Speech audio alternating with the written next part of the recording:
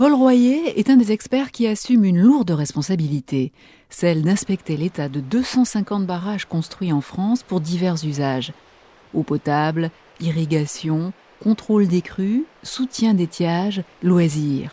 Afin de les maintenir au meilleur niveau de sécurité, leurs exploitants ont l'obligation d'une surveillance permanente. L'administration effectue un contrôle périodique à l'occasion de visites annuelles et lors des vidanges décennales qui permettent l'observation visuelle des parties immergées et la réalisation des travaux d'entretien.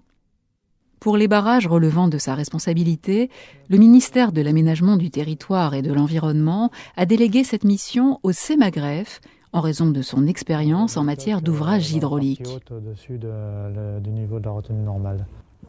La visite est évidemment un élément important, mais ça consiste aussi à analyser les différents rapports d'exploitation, à se pencher sur les études hydrologiques en particulier qui ont été faites sur l'ouvrage, et donc à faire un peu une revue générale de la sécurité du barrage. C'est ce qui nous permet d'alimenter nos bases de données et ensuite après de développer tous nos travaux de recherche sur l'analyse de risque, sur l'analyse des scénarios de défaillance et de vieillissement des barrages. Les allers-retours entre le terrain et le laboratoire sont nécessaires pour confronter les modèles théoriques aux observations in situ. Ils permettent parfois d'expliquer des comportements paradoxaux.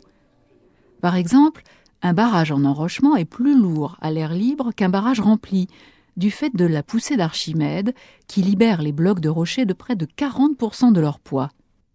Or, l'observation du remplissage d'un barrage en enrochement semble contredire cette loi physique. Effectivement, lors de la mise en eau, l'ouvrage se tasse, ce qui se traduit par un léger décollement de la jonction entre l'enrochement et le noyau étanche. Seule l'étude approfondie d'une maquette simulant le remplissage en eau d'un barrage en enrochement a permis d'étudier ce phénomène et de l'expliquer. Nous avons ici un résultat de simulation numérique de construction d'un barrage, puisqu'un barrage se construit par couche, c'est ce que l'on voit ici. Et au moment de la construction se développent des pressions d'eau, des pressions interstitielles dans la partie argileuse du barrage, pendant que les matériaux qui sont mis en place commencent à tasser, ce sont les flèches que l'on observe. Puis au moment du remplissage, sous l'effet du déjaugeage, principe d'Archimède, il y a un soulèvement de la recharge amont, et nous voyons ici la répartition des pressions interstitielles dans la recharge amont et dans le noyau qui rabat donc la nappe phréatique. Parmi les mesures de suivi du fonctionnement d'un barrage figure la piézométrie. Des capteurs placés dans les fondations du barrage permettent de mesurer la pression de l'eau sur l'ouvrage. Ils sont sensibles aux variations de la charge du plan d'eau et aux fluctuations de la nappe phréatique environnant le barrage. Or, les mesures brutes sont difficilement exploitables.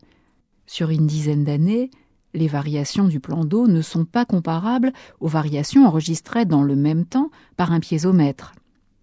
Un traitement des données brutes est donc nécessaire et prend en compte 3 effets indépendants. Le premier effet est l'effet lié aux variations de niveau du plan d'eau. Il explique ici à lui seul 50% de la variation de la mesure. Le deuxième effet est un effet cyclique. Il est dû aux fluctuations saisonnières de la nappe phréatique du versant. Ces 2 premiers effets sont réversibles. Le troisième effet est une dérive continue et irréversible de la mesure au cours du temps. Il traduit le vieillissement de l'ouvrage. Actuellement, nos recherches portent sur la prise en compte de l'effet Rota dans les variations de la cote du plan d'eau. En effet, selon sa position sur le barrage, les instruments réagissent de manière décalée dans le temps par rapport aux variations du plan d'eau. Afin d'exploiter l'énorme masse de données recueillies sur un barrage au cours de son exploitation, il convient de mettre au point une méthode pour organiser ces données et en extraire des informations concernant l'évolution de son vieillissement. Pour cela, l'équipe du CEMAGREF développe, à l'usage des experts, un outil d'aide à la décision inspiré des méthodes utilisées dans l'industrie nucléaire pour évaluer la sûreté de fonctionnement des systèmes industriels. La première étape consiste à décomposer le système en éléments simples, puis à analyser chaque élément. Dans l'exemple d'un barrage poids, sa structure est décomposée en 8 composants élémentaires. Ici, la partie amont de la fondation. Sa fonction principale est d'être étanche. Son mode de défaillance se traduit par une perte d'étanchéité. Les causes de cette défaillance sont, par exemple, dues à la dissolution du coulis d'injection. L'effet de la défaillance se traduit par des fuites et des sous-pressions. Et enfin, les symptômes sont repérés par les capteurs de pression.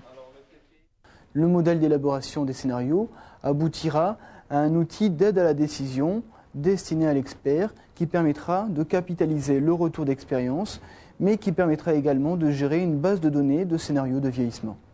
L'intérêt de ces recherches est de capitaliser au fil des années la connaissance d'experts confirmés et de faciliter ainsi la transmission d'un savoir-faire aux jeunes experts en mettant en œuvre des méthodes fiables et reproductibles. Ça nous permet justement de développer une recherche qui est bien en prise avec les besoins des exploitants, avec les besoins de l'ingénierie, donc avec les besoins du terrain.